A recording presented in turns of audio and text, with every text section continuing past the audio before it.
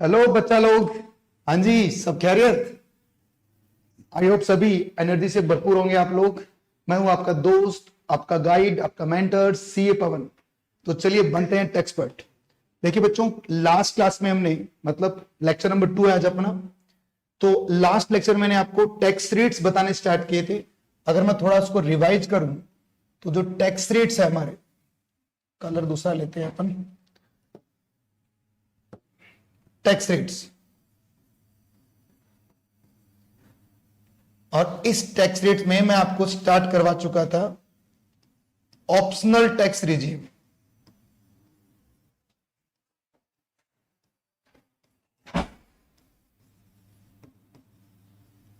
और optional tax regime के अंदर दो टैक्स थे बच्चों।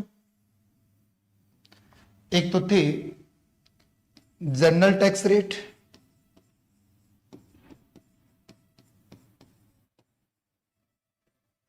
और एक था बच्चों आपका स्पेशल टैक्स रेट।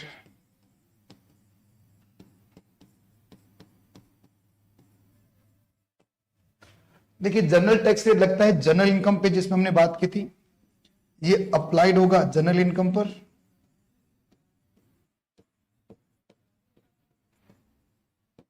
है ना। और स्पेशल टैक्स रेट किस पे अप्लाई होगा बच्चों? स्पेशल इनकम पर। Applied on special income. ठीक है। तो सबसे पहले हमने लास्ट क्लास में यहां तक हमने बात कर ली थी। तो special tax rate special income के लिए बने हैं, general tax rate general income के लिए बने हैं। और यहां पर हमने लास्ट क्लास में ये पता कर लिया था कि जो भी जनरल टैक्स रेट्स होते हैं वो इनकम टैक्स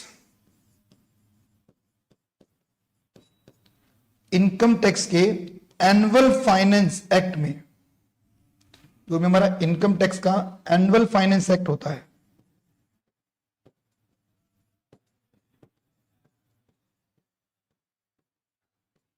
इसमें गिवन है। इनकम टैक्स के एनुअल फाइनेंस एक्ट में क्या गिवन है? हमारे टैक्स रेट्स। ठीक है, कौन से टैक्स रेट हमारे? General tax rates. और मैं आपको पढ़ा रहा हूं एनुअल फाइनेंस एक्ट 23। ठीक है सर, थोड़ा सा ध्यान से देखेंगे आप। ये जो एनुअल फाइनेंस एक्ट है बच्चों, ठीक है, एनुअल फाइनेंस एक्ट, इस एनुअल फाइनेंस एक्ट के 4 पार्ट बने हुए हैं।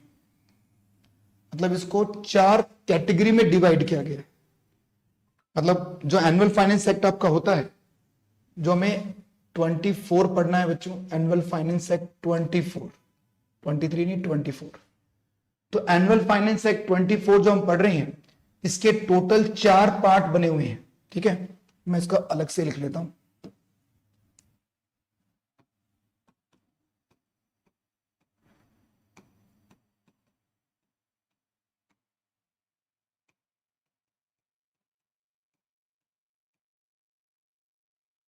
इसको 4 कैटेगरी में डिवाइड किया गया है। ये 4 अलग अलग कैटेगरी है बच्चों।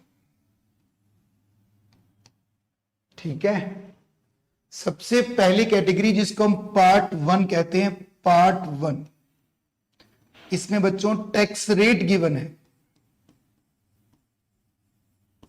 मतलब आप ऐसे समझिए कि एनुअल फाइनेंस एक्ट इसको 4 पार्ट में डिवाइड कर रखा है।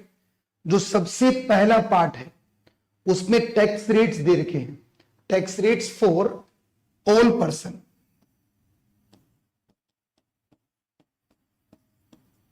जितने भी पर्सन है उन सबके लिए टैक्स रेट्स कहां बता रखे हैं आपको? एनुअल फाइनेंस एक्ट के पार्ट 1 के अंदर। एनुअल फाइनेंस एक्ट में क्या दिया होता है? जनरल टैक्स रेट्स है। पार्ट 2 के अंदर, इसका जो पार्ट 2 है बच्चों, इसमें क्या दिया गया है सर? टीडीएस, टीसीएस, टीडीएस और टीसीएस के जो रेट है वो इसके पार्ट 2 में दिया गया है। जितने भी टीडीएस रेट होते हैं, टीडीएस क्या होता है? Tax deducted at source. जब हम आगे क्लासेस में चलेंगे तो हम देखेंगे टीडीएस टीसीएस क्या है, सब बातें करेंगे। और जो पार्ट थर्ड है इसका, इस पार्ट थर्ड में एडवांस टैक्स की रेट है,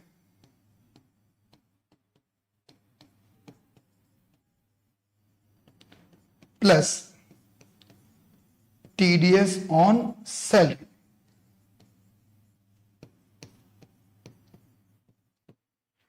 जो सैलरी का जो टीडीएस है वो पार्ट 2 से निकालकर पार्ट 3 में डाल दिया गया।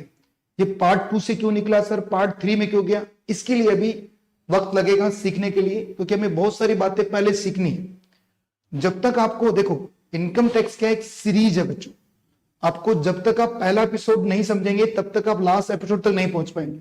आप बीच में इसको नहीं पढ़ सकते, आपको बिल्कुल शुरू से पढ़ना पड़ेगा, तब जाके आप एंड कर पाओगे। ठीक है, तो पार्ट 1 में tax rates for all person है बच्चों, पार्ट 2 में टीडीएस टीसीएस के रेट्स हैं, पार्ट 3 में advance tax plus TDS on salary, और पार्ट 4 जो है, पार्ट 4 ये किसके लिए बना है, tax on agriculture income.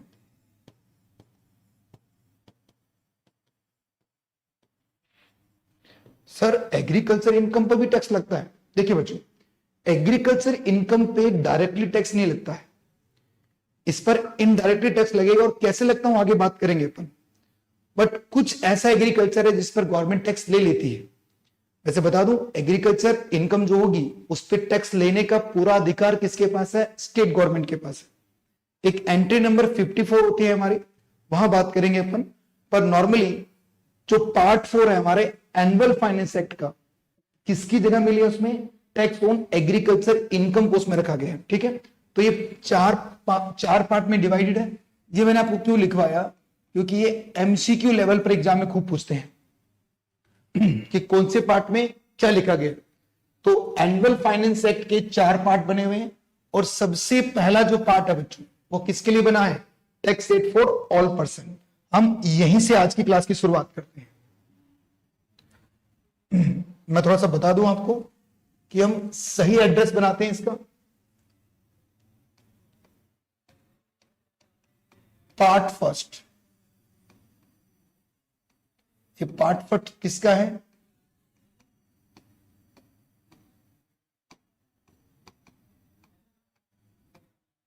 Annual finance act का। और इस पार्ट फर्स्ट में क्या दिया गया बच्चों, tax rate for all person.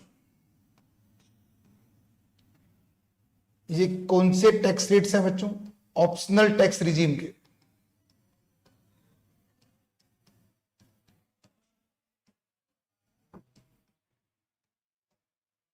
ये ऑप्शनल टैक्स रिजीम के टैक्स रेट्स हैं। ठीक है, अब क्वेश्चन ये उठता है कि सर पर्सन का मतलब क्या है, tax rate for all person. Sir ये पर्सन क्या होता है, तो देखिए इनकम टैक्स के अंडर सेक्शन 2 सबसेक्शन 31 के अंदर पर्सन को डिफाइन कर रखा है। यहां बता रखा है कि पर्सन का मीनिंग क्या है। पर्सन का मतलब किसी इनकम टैक्स में टैक्स देना पड़ेगा, उसे पर्सन कहा गया है। जैसे मैंने इनकम कमाई तो मैं टैक्स पे करूंगा, MCC Mittal commerce classes income कमा रहे हैं तो ये टैक्स पे करेंगे, या कोई और पर्सन कंपनी कमा रही है तो कंपनी पे करेगी। तो सर कितने टाइप के पर्सन है, तो हमारे इनकम टैक्स में टोटल 7 पर्सन बनाए गए हैं बच्चों, 7 पर्सन है। इसमें सबसे पहला पर्सन होता है इंडिविजुअल।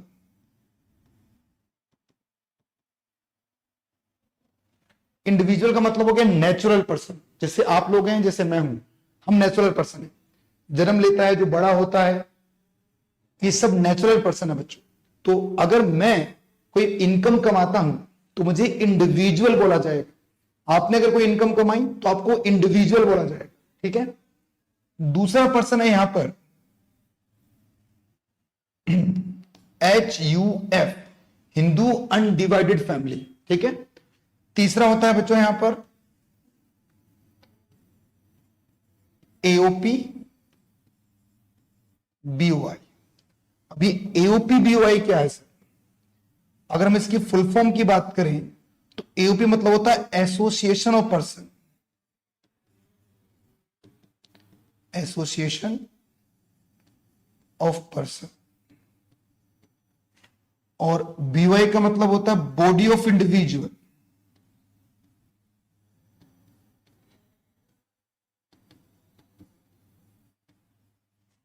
मतलब सर देखिए, अगर कोई पर्सन, कुछ लोग मिलकर कुछ प्रॉफिट कमाते हैं, और ये जो मिलकर है वो किसी इवेंट के लिए मिले हैं।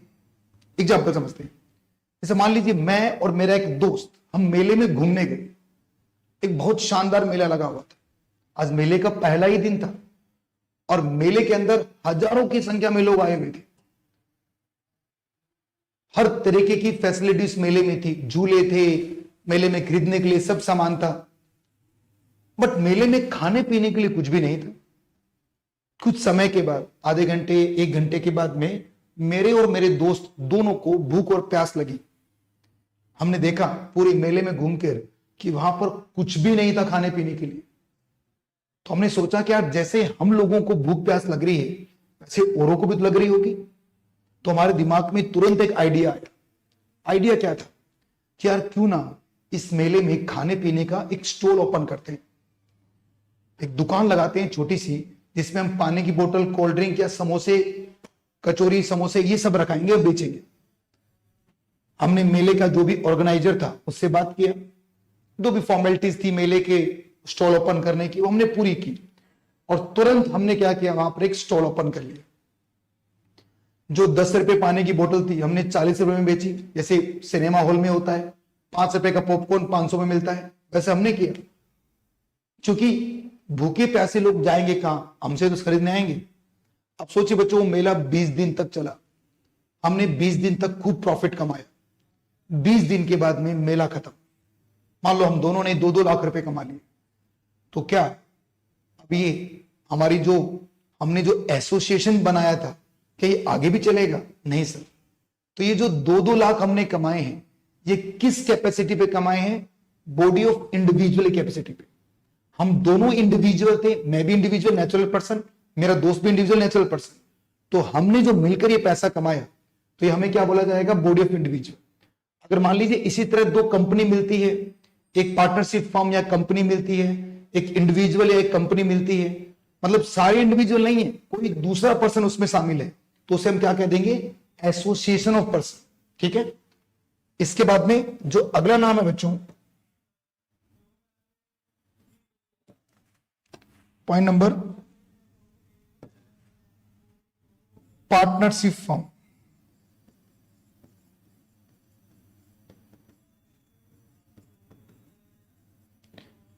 Including LLP. इसमें क्या इंक्लूड रहेगा? एलएलपी। वैसे तो आपने अपने लॉ के अंदर इसको पढ़ा हुआ है। एलएलपी और पार्टनरशिप फर्म में डिफरेंसेस आपने देखे हैं, पर इनकम टैक्स की नजर में इसमें कोई डिफरेंस नहीं। मतलब टैक्स देने की जब बारी आती है तो इनकम टैक्स दोनों को एक नजर से ही देखता है, दोनों को एक जैसा ही टैक्स देना पड़ता है। ठीक है सर। फिर पॉइंट नंबर 5 में ऑल कंपनीज, जितने भी कंपनीज है, चाहे प्राइवेट कंपनी है, चाहे लिमिटेड कंपनी है, चाहे आपकी पीएसयू है, चाहे गवर्नमेंट कंपनी है, उन सभी कंपनीज को हमने पॉइंट नंबर 5 में रखा। पॉइंट नंबर 6 में आएगा लोकल अथॉरिटी।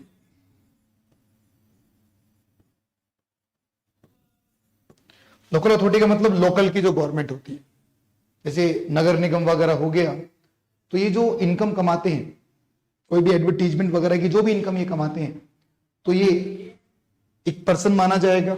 इनकी इनकम पे भी क्या लगेगा? टैक्स लगेगा। और पॉइंट नंबर 7 जो आपका है, इसको नाम दिया गया है AJP, artificial judicial person. Artificial judicial person ये कौन होता है बच्चों? जो ऊपर के 6% में कवर नहीं है। अगर ये नॉट कवर है यहां पर,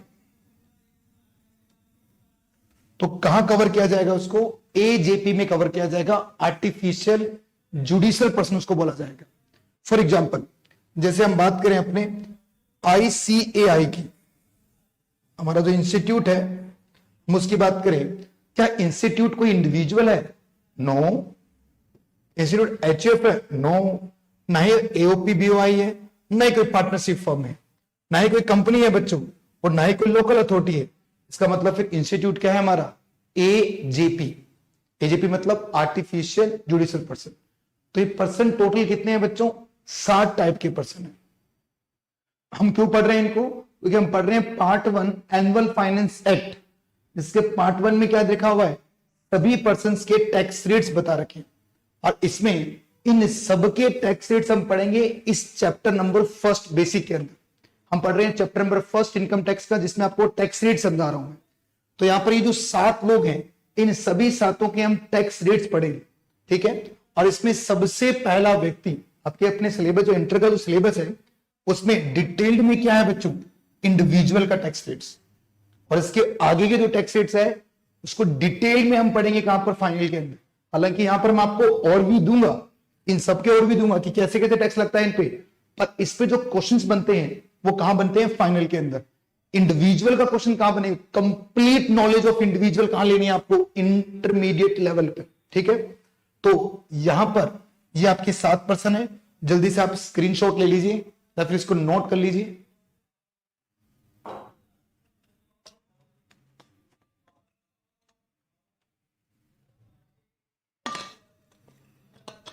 हाँ जी, कर लिया कॉपी सबने? आगे बढ़ते हैं अपन। चलो, तो इन पर्सन की अगर हम बात करें तो इन पर्सन के ऊपर हम टैक्स रेट निकालने जा रहे हैं। तो सबसे पहले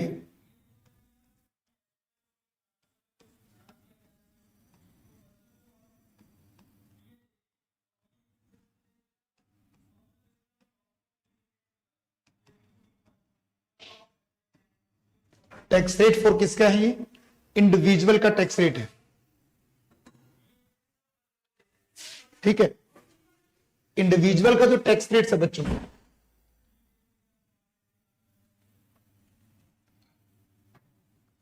ये हम पढ़ रहे हैं ऑप्शनल टैक्स रिजीम में। आप याद रखना बेटा, अभी तक मैंने आपको डिफॉल्ट टैक्स रिजीम स्टार्ट नहीं किया, अभी हम ऑप्शनल पढ़ रहे हैं। लिख देता हूं फिर भी, ताकि कंफ्यूजन ना हो आपको, क्योंकि डिफॉल्ट में ये बिल्कुल चेंज हो जाएगा। Optional tax regime. तो टैक्स रेट फॉर इंडिविजुअल की बात करें अपन, तो इंडिविजुअल को टैक्स कैसे पे करना होता है? हम सबसे पहले बात करेंगे इंडिविजुअल के जनरल टैक्स रेट।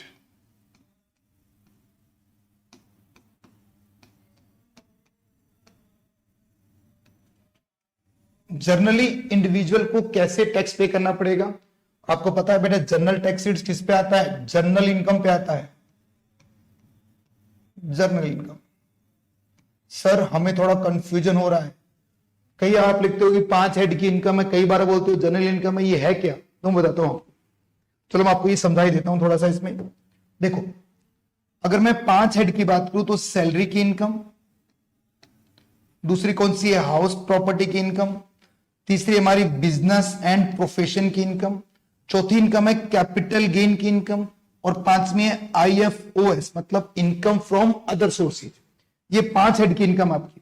तो ये जो ऊपर के 3 हेड है बच्चों, ये आपके जनरल इनकम के हैं।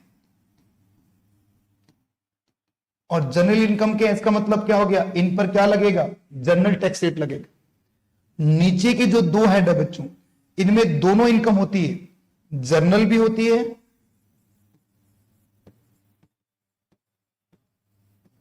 और स्पेशल इनकम भी होती है। मतलब नॉर्मली सिर्फ नीचे के 2 हेड में क्या छुपी है? आपकी स्पेशल इनकम छुपी है। तो ये जो जनरल इनकम है बच्चों, उन पर जनरल टैक्स रेट लगेगा, और जो स्पेशल इनकम उन पर स्पेशल टैक्स रेट लगेगा, ठीक है। तो ये 5 हेड की इनकम पे इस तरह इसको डिवाइड किया गया है। तो हम पहले जनरल इनकम की बात कर रहे हैं यहां पर, कि जनरल इनकम पे टैक्स कैसे चार्ज किया जाता है। चलो भाई, जनरल इनकम पे टैक्स, अगर आपकी टोटल इनकम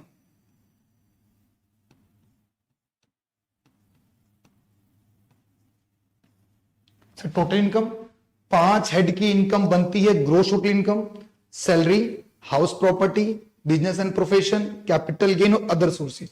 इन पांचों से क्या मिलेगा? आपका ग्रोस टोटल इनकम बनती है। और इसमें से हम डिडक्शंस माइनस कर देंगे तो क्या आएगा आपका टोटल इनकम, और इसी पर क्या अप्लाई होता है, हमारे टैक्स रेट अप्लाई होती है, ठीक है ना। अगर आपकी टोटल इनकम अप टू 2,50,000 तक है, मतलब किसी भी पर्सन ने इंडिया में 2,50,000 तक की इनकम कमाई है, ठीक है, तो उसका जो टैक्स रेट होगा वो होगा 0%। और इसी को नाम दिया गया है बच्चों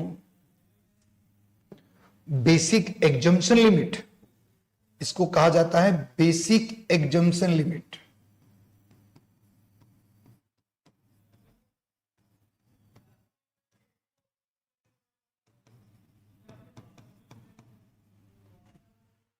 मतलब क्या हुआ, मतलब बताता हूं बच्चों आपको मैं। मतलब ये हुआ कि आज इंडिया में अगर किसी पर्सन ने 2,50,000 तक कमाया है तो उसको कुछ टैक्स देने की जरूरत नहीं है। गवर्नमेंट की नजर में वो गरीब है, उससे गवर्नमेंट टैक्स नहीं ले रही। इनकम टैक्स की बात हो रही है।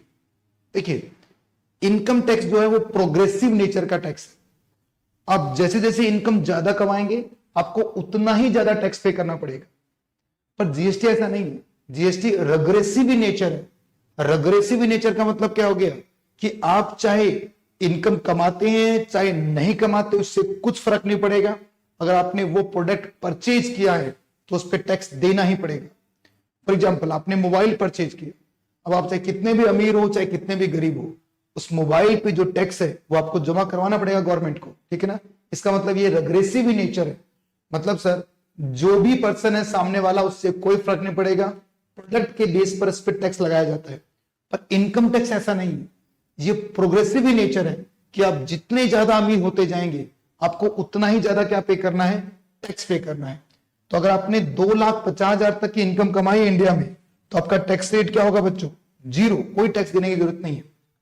अगर आपकी इनकम 250 से ज्यादा हो जाए और कहां पहुंच जाए 5 लाख तक, तो आपको मामूली सा 5% टैक्स देना है। अगर आपकी इनकम 5 लाख से एक्सीड हो जाए और कहां पहुंच जाए बच्चों 10 लाख तक पहुंच जाए, तो आपको टैक्स कितना देना है, 20% टैक्स आपको देना पड़ेगा। अगर आपकी इनकम 10 लाख और मोर हो जाए, 10 लाख से भी एक्सीड कर गया, तो टैक्स रेट कितने होंगे आपके अब 30%।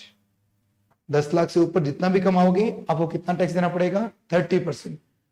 इसी को हम नाम देते हैं बच्चों क्या, स्लैब। इसको बोलते हैं इनकम टैक्स स्लैब रेट। ये होता है आपका स्लैब रेट।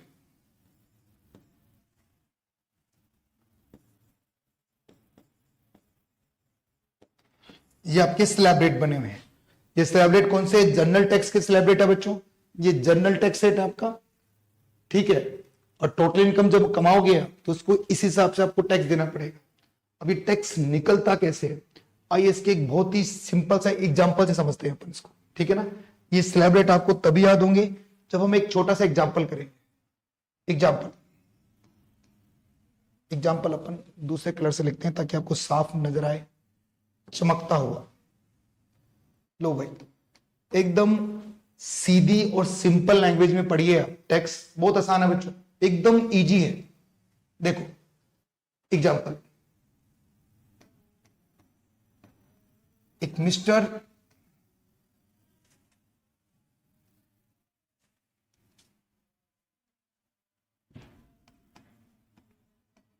मोहित है, ठीक है ना। एक पर्सन है मोहित, कितना अच्छा नाम है मोहित, आप में से भी किसी का होगा। इस पर्सन ने इनकम अर्न की,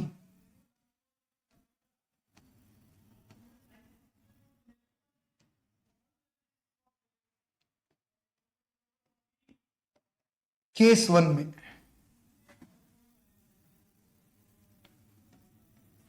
12 लाख रुपए,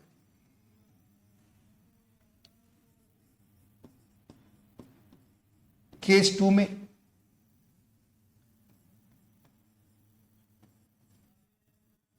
15 लाख रुपए,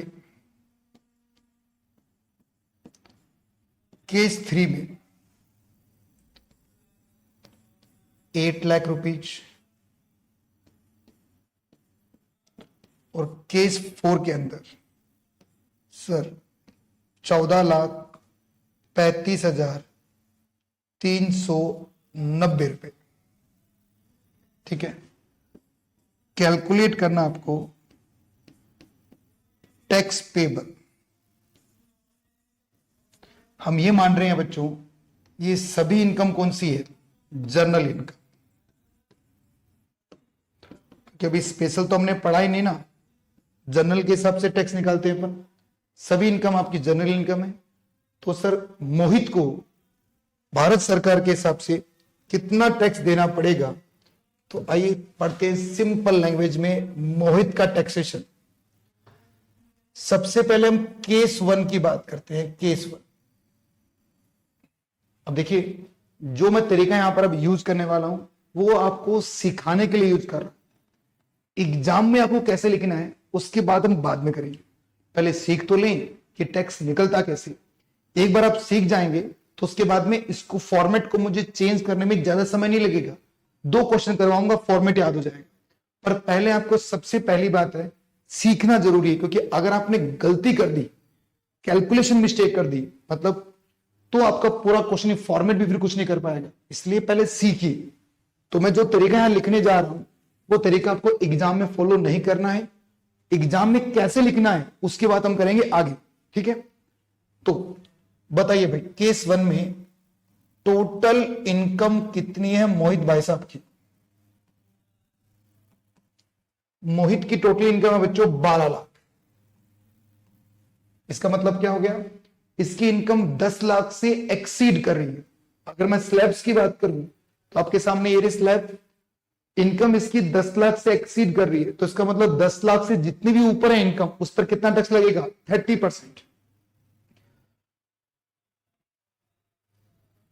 तो इस 2,12,00,000 सबसे पहला फर्स्ट 2.5 लाख जो है उस पे टैक्स क्या आएगा आपका? 0%। और टैक्स कितना आ गया? 0 रुपए। पहले 250 पे टैक्स कितना आपका? 0 है। ठीक है सर, इसी को हम क्या नाम देके बैठे हैं? Basic exemption limit. Basic exemption limit ये आपकी है बेसिक एग्जम्पशन लिमिट। अब हम बात करते हैं नेक्स्ट 250 पर। नेक्स्ट 250 का मतलब क्या हो गया कि सर पहले 250 पे टैक्स है 0, फिर 250 से 5 लाख, इसका मतलब अगले 250 पर, है ना? 250 से 5 लाख पे जाना आपको तो कितना होगा? अगला 250 होगा ना। तो नेक्स्ट 250 पे टैक्स रेट कितना बच्चों हमारा? 5%, जो कितना आ जाएगा? इस पे टैक्स आएगा आपका 12,500। बहुत बढ़िया। इसके बाद में जो अगला नेक्स्ट है 5 लाख से 10 लाख पे जाना है, कितना आएगा फिर? अगला नेक्स्ट कितना हो जाएगा आपका? Sir 5 lakh rupees. इस पे टैक्स रेट कितना आपका? 20%। तो ये कितना आ गया बच्चों? 1 लाख रुपया। अच्छा, इसका मतलब मैंने कितने पे टैक्स बना दिया? अगर हम थोड़ा ध्यान से देखें तो हमारा टैक्स कितने पे बन चुका है? सर ये पहले 250 प्लस अगले 250 कितने हो गए? 5 लाख हो गए, और फिर प्लस अगले 5 लाख कितने हो गए? 10 लाख। तो टोटल 10 लाख पे टैक्स कितना बन चुका है हमारा? सर 10 लाख पे टैक्स बन चुका है 1,12,500। फिर 10 पे क्यों? हमें तो पूरा 12 पे बनाना। अरे भाई 12 पे बनाएंगे, पर 10 लाख पे टैक्स बन गया 1,12,500, 1,12,500। अब बताइए बैलेंस कितना बच गया आपके पास? बैलेंस बच गया बच्चों 2 लाख रुपए। इस पे टैक्स रेट कितना होगा आपका? 30%। तो कितना आ गया ये? 60,000। तो इस बैलेंस को भी इसमें जोड़ देंगे अपन 60,000। तो इसका मतलब आपका टैक्स कितना बन गया? 1,72,500। आई बात समझ में आपको ये? तो अब एक सिंपल लैंग्वेज में एक चीज दिमाग में बिठा लीजिए। सर क्या दिमाग में बिठाना है? कि सर जो भी आप इनकम कमाते हैं 10 लाख तक की इनकम पे टैक्स बनेगा 1,12,500। तो 10 लाख तक की इनकम का टैक्स कितना हो गया 1,12,500। ये हमेशा याद रखो आप, इसको फिक्स कर लीजिए दिमाग के अंदर और देखो कैलकुलेशन कितनी आसान हो जाएगी। तो सर पहले 10 लाख की इनकम पे टैक्स बनता है 1,12,500, ठीक है, और जो बैलेंस बच गया उस पर कितना लगेगा 30%, तो कितना हो गया ये 60,000, तो ये टोटल आ गया 1,72,500। अब इसके अंदर आपको एक हायर एजुकेशन सेस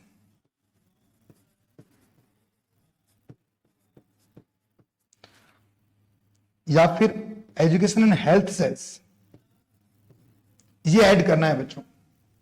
इसके अंदर आपको एक हायर एजुकेशन सेस या हेल्थ सेस ऐड करना है। सर ये सेस क्या होता है? देखिए जो टैक्स पे जो लगता है एक्स्ट्रा टैक्स, इसको कह सकते हैं सरचार्ज ऑन टैक्स। ये क्या बन गया आपका सेस बोलते हैं अपन इसको। देखिए जो आदमी अमीर होगा उसी को तो टैक्स देना पड़ेगा, और उसी को टैक्स देना है तो गवर्नमेंट उससे और क्या ले रही है, एक सेस ले रही है। ये जो पैसा होगा सेस का, इस पैसे को गवर्नमेंट कहां इस्तेमाल करेगी, देश के अच्छे एजुकेशन और अच्छे हेल्थ सिस्टम को डेवलप करने के लिए। ये पूरा पैसा एक फंड में जाएगा और इस फंड से सिर्फ और सिर्फ क्या होगा, एजुकेशन और हेल्थ सिस्टम को स्ट्रॉन्ग बनाया जाएगा। अब कितना स्ट्रॉन्ग बन रहा है हमारा एजुकेशन और हेल्थ सिस्टम, ये तो आप देख रहे हैं हमारे सामने, पर फिलहाल ये गवर्नमेंट हर एक टैक्स पेयर से लेगी। अब आप चाहे कोई भी हैं, आप चाहे कोई कंपनी है, कोई इंडिविजुअल है, कोई एचएफ है, एओपी, बीओआई, चाहे कोई भी है, आपको क्या देना पड़ेगा, एक हेल्थ एंड एजुकेशन देना ही पड़ेगा, जो कितना आएगा 4%। तो ये 1,72,500, इसको आपको पहले स्टार्टिंग में क्या था, ये जो सेस था बच्चों आपका, ये कम हुआ करता था 1%। फिर गवर्नमेंट ने क्या कर दिया, इसको बढ़ाकर कितना कर दिया 2%। फिर गवर्नमेंट ने इसको बढ़ाकर कितना किया 3%, और आज के समय पर ये कितना चल रहा है 4%। मतलब ये किस रेट से आएगा आपका 4% के हिसाब से। तो ये टोटल कितना हो गया भाई, आप इसमें जोड़ देंगे 1,72,500, तो ये आ गया 1,79,400। तो ये आपका टैक्स पेबल है।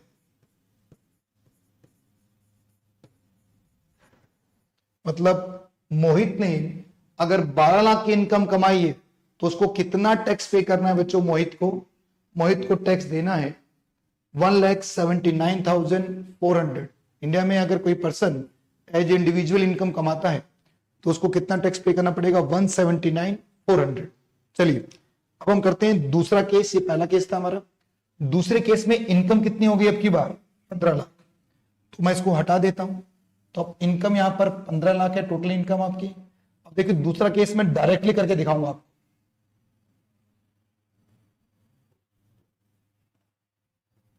तो भाई केस नंबर 2 हो गया हमारा। इनकम कितनी है अब आपकी 15 लाख। अभी हमने एक सीधा सा फॉर्मूला याद कर लिया था कि अगर कोई भी पर्सन है अगर उसकी इनकम 10 लाख से एक्सीड कर रही है तो अप टू 10 लाख पे टैक्स कितना बनता है बताइए ना। 1,12,500 अभी देखा था हमने कैसे बनाइए 1,12,500 कि पहले 250 पे टैक्स होगा 0, अगले 250 पे 5% जो कितना आ गया 12,500, और जो अगला बैलेंस बच गया 5 लाख उस पर कितना है 20% जो कितना आ गया 1 लाख, तो 1,12,500। तो ये एडहोक हमने याद भी कर रखा है, दिमाग में बिठा लिया। अब बताइए बैलेंस इनकम कितनी बच गई आपके पास। सर बैलेंस बच गया 5 लाख रुपए। तो 5 लाख का कितना करोगे बाप 30%, जो कितना आ गया 1,50,000। अब इन दोनों का टोटल करेंगे आप तो ये कितना हो जाएगा बच्चों 2,62,500। और इसमें क्या जोड़ देंगे आप, इसमें जोड़ेंगे आप हेल्थ एंड एजुकेशन सेस जो किस रेट से चल रहा है 4%। 2,62,500 जो आपका है, इसमें अगर हम मल्टीप्लाई करें तो ये अमाउंट आएगा 10,500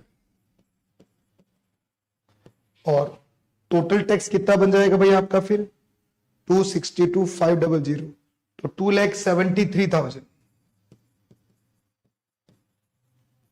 ये आ गया आपका टैक्स पेबल। ठीक है, ये था हमारा केस नंबर 2। अब हम केस नंबर 3 की बात करते हैं। ठीक है, केस नंबर 3 में इनकम कितनी है आपकी 8 लाख की इनकम है। इस 8 लाख पे टैक्स कैसे बनेगा आइए देख लेते हैं अपन।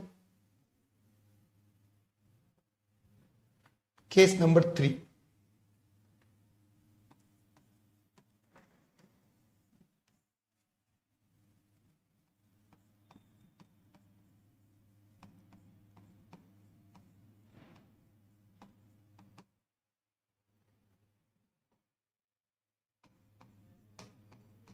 अभी यहां पर वो फॉर्मूला नहीं लगेगा 10 लाख की इनकम पर 1/12/500 का फॉर्मूला यहां नहीं लगेगा। क्यों नहीं लगेगा? क्योंकि सर इनकम 10 लाख से एक्सीड नहीं कर रही है, तो यहां पर आपको नॉर्मली वापस वैसे सॉल्व करना पड़ेगा। तो बताइए बच्चों, अप टू 2,50,000 पे टैक्स कितना आएगा सर 0%, तो ये अमाउंट कितना होगा आपका 0। अब 2,50,000 से 5 लाख तक कितना आ गया आपका नेक्स्ट 2,50,000 और इसका कितना होगा अब आपका 5%, जो कितना है बच्चों 12,500।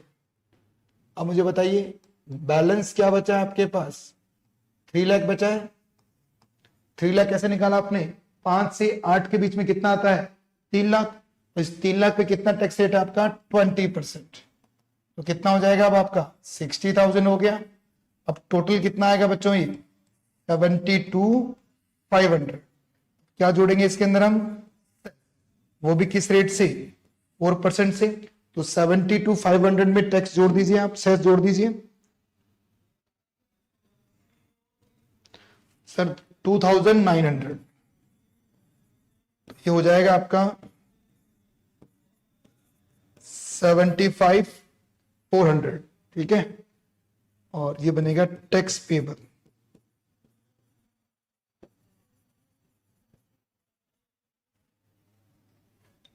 आई बात समझ में आपको ये? तो हमने 3 केस देखे, पहला केस, दूसरा केस और तीसरा केस, और अब चौथा केस है बच्चों।